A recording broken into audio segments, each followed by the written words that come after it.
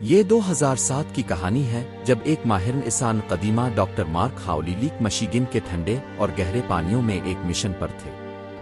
وہ سمندر کی تہہ کو اسکین کرنے کے لیے سونار ٹیکنالوجی استعمال کر رہے تھے۔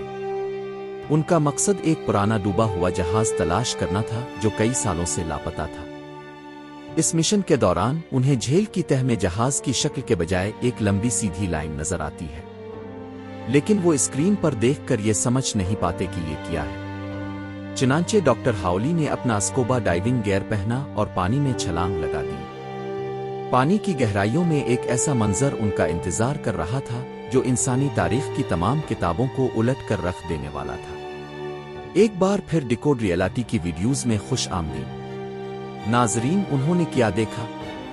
جھیل کی ہموار اور ریتیلی زمین پر بڑے بڑے پتھروں کی ایک سیدھی لائن موجود تھی۔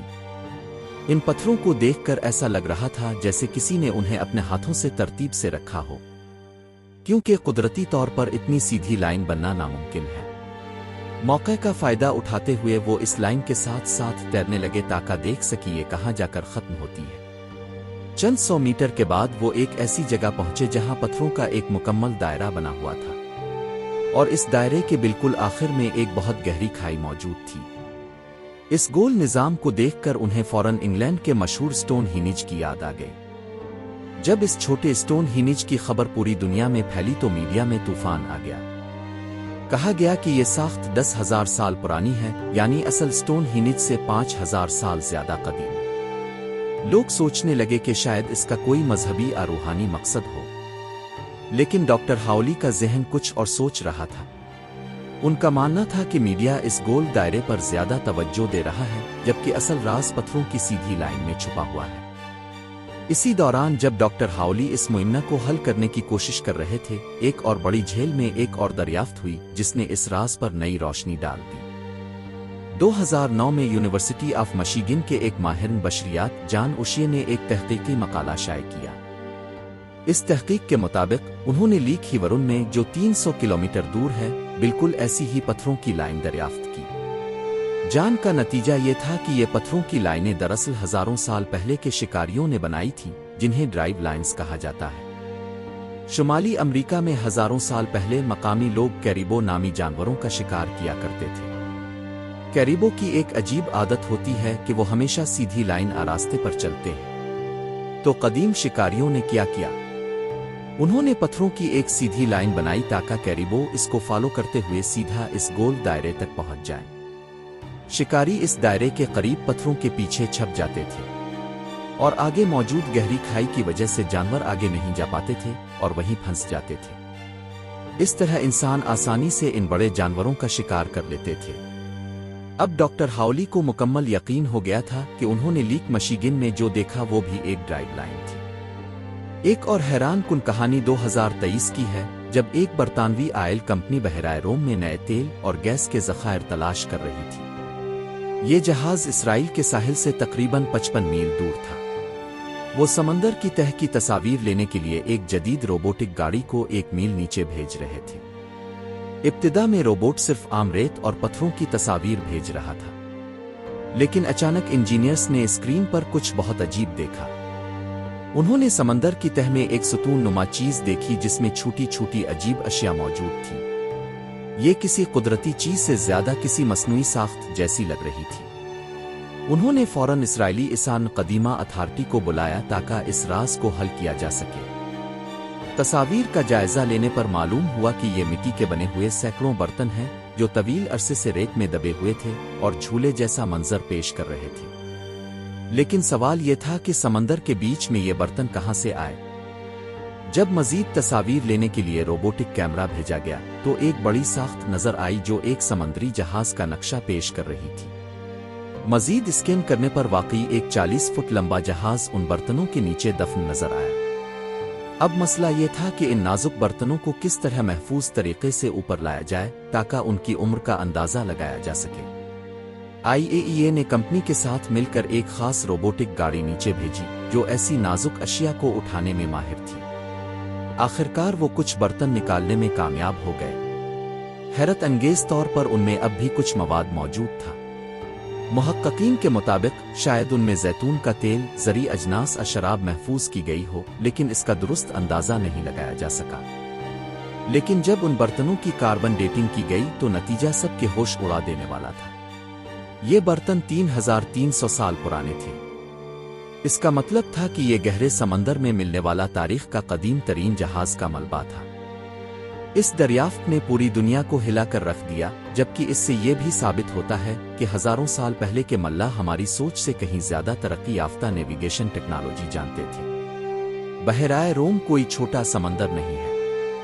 یہ 1 ملین مربع میل سے زیادہ رقبے پر پھیلا ہوا ہے، اور یہاں کی لہریں بہت خطرناک ہو سکتی ہیں۔ یہ سوچ ہی حیران کن لگتی ہے کہ 3000 سال پہلے لوگوں نے ایسے جہاز بنائے جو ان سخت حالات کا مقابلہ کر سکتے تھے۔ دسمبر 1938 کی ایک سرد صبح جنوبی افریقہ کے ساحل پر ایک ماہی گیر اپنے روزمرہ کے شکار کے لیے سمندر میں گیا۔ لیکن اس دن مچھلیوں کے ساتھ ساتھ اس کے جال میں ایک ایسی مخلوق بھی آئی جسے اس نے اپنی 30 سالہ زندگی میں کبھی نہیں دیکھا تھا۔ یہ تقریباً 5 فٹ لمبی نیلے رنگ کی چمکدار سمندری مخلوق تھی جو کسی دوسری دنیا کا حصہ لگ رہی تھی۔ اس کی سب سے عجیب بات یہ تھی کہ اس کا اوپر والا حصہ مچھلی جیسا تھا، لیکن نیچے 4 سخت ٹانگیں تھیں۔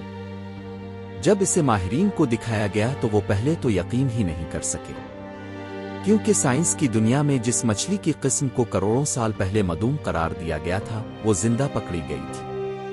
اس مچھلی کو سلیکینت کہا جاتا ہے، اور یہ اپنی ساخت کی وجہ سے عام مچھلیوں سے بالکل مختلف ہے۔ عام مچھلیوں کے پنکھ نرم اور لچکدار ہوتے ہیں، لیکن اس کے 4 پنکھ گوشت اور ہڈیوں سے بنے ہوتے ہیں جو بالکل ٹانگوں جیسے دکھائی دیتے ہیں۔ یہ پانی میں انہیں اس طرح ہلاتی ہے جیسے کوئی گھوڑا چل رہا ہو۔ یہ دنیا کی واحد مخلوق ہے جس کے سر میں جوڑ ہوتا ہے، جس کی وجہ سے یہ شکار کرتے وقت اپنے اوپری جبڑے کو اوپر اٹھا سکتی ہے اور آسانی سے بڑے شکار کو نگل سکتی ہے۔ اس کے علاوہ اس کی ناک کے قریب ایک خاص عضو ہوتا ہے جسے روسٹرل آرگن کہا جاتا ہے، جو پانی میں موجود ہلکی برقی لہروں کو محسوس کرتا ہے۔ چونکہ یہ گہرے اور تاریک پانی میں رہتی ہے، اس لیے اسے شکار کو دیکھنے کی ضرورت نہیں پڑتی، بلکہ یہ برقی لہروں کے ذریعے اسے تلاش کرتی ہے۔ حیرت کی بات یہ ہے کہ اس کے دماغ کا 99% حصہ چربی پر مشتمل ہوتا ہے، جبکہ اصل دماغ صرف 1% جگہ گھیرتا ہے۔ یہ چربی اس کے جسم اور دماغ کو سمندری دباؤ سے محفوظ رکھتی ہے۔ اور آخر میں جہاں زیادہ تر مچھلیاں انڈے دیتی ہیں، یہ اپنے جسم کے اندر انڈے رکھتی ہے، اور جب بچے مکمل ہو جاتے ہیں تو یہ زندہ بچوں کو جنم دیتی ہے۔ سائنسدانوں نے اس مچھلی کے بارے میں اس کے ملنے سے تقریباً 100 سال پہلے جانا تھا۔ 19ویں صدی میں یورپ اور دیگر جگہوں پر کھدائی کے دوران اس جیسی مچھلیوں کے فوسلز ملے تھے جو آج کی کسی مچھلی میں موجود نہیں تھے۔ ان فوسلز کی کاربن ڈیٹنگ اور چٹانوں کی تہوں کے تجزیے سے معلوم ہوا کہ یہ 400 ملین سال پہلے پیدا ہوئی تھی، اور اس کا سلسلہ 65 ملین سال پہلے اچانک ختم ہو گیا تھا۔ اس کے فوسلز انہی چٹانوں میں ملے جہاں ٹی ریکس جیسے ڈائنوسارز کے فوسلز بھی ملے تھے۔ 65 ملین سال پہلے اس تہ کے بعد یہ دنیا میں کہیں بھی نہیں ملی۔ اسی بنیاد پر سائنس نے یہ مان لیا تھا کہ جب وہ بڑا شہاب ثاقب زمین سے ٹکرایا جس نے ڈائنوسارز کو ختم کیا تو یہ مچھلی بھی ختم ہو گئی۔ یہ مچھلی ان ٹراپوڈز سے تعلق رکھتی ہے جو پانی میں تیر بھی سکتے ہیں اور زمین پر چلنے کی صلاحیت بھی رکھتے ہیں۔ اس لیے یہ واقعی حیران کن تھا کہ ایسی مچھلی جو سائنس کی کتابوں میں کروڑوں سال پہلے ختم ہو چکی تھی، زندہ پکڑی گئی۔ چین کی ٹیراکوٹا آرمی کی کہانی سب سے زیادہ حیران کن اور خوفناک ہے۔ 1974 میں چین کے ایک چھوٹے سے گاؤں شیئان میں پانی کی کمی تھی اور فصلیں سوکھ رہی تھیں۔ کسانوں نے خود زمین کھود کر نیا کنواں بنانے کا فیصلہ کیا۔ 3 دن کی کھدائی کے بعد تقریباً 15 فٹ گہرائی میں ایک کسان یونگ جاوفا کسی سخت چیز سے ٹکرا گیا جس کی آواز نے سب کو خاموش کر دیا۔ یونگ نے احتیاط سے مٹی ہٹائی اور اندھیرے میں 2 آنکھیں اسے گھورنے لگیں۔ یہ مٹی سے بنی ایک مورتی کا سر تھا۔ یونگ اسے اٹھا کر گاؤں لے آیا، لیکن خوشی منانے کے بجائے پورا گاؤں خوفزدہ ہو گیا، کیونکہ وہاں لوگ مانتے تھے کہ زمین سے مورتیاں نکالنا بدشگونی ہے۔ جب چینی حکومت کو اس بات کا علم ہوا تو انہوں نے وہاں کھدائی شروع کی، اور انہوں نے 1 یا 2 نہیں بلکہ 8000 سے زیادہ مٹی کے سپاہیوں کے مجسمے دریافت کیے۔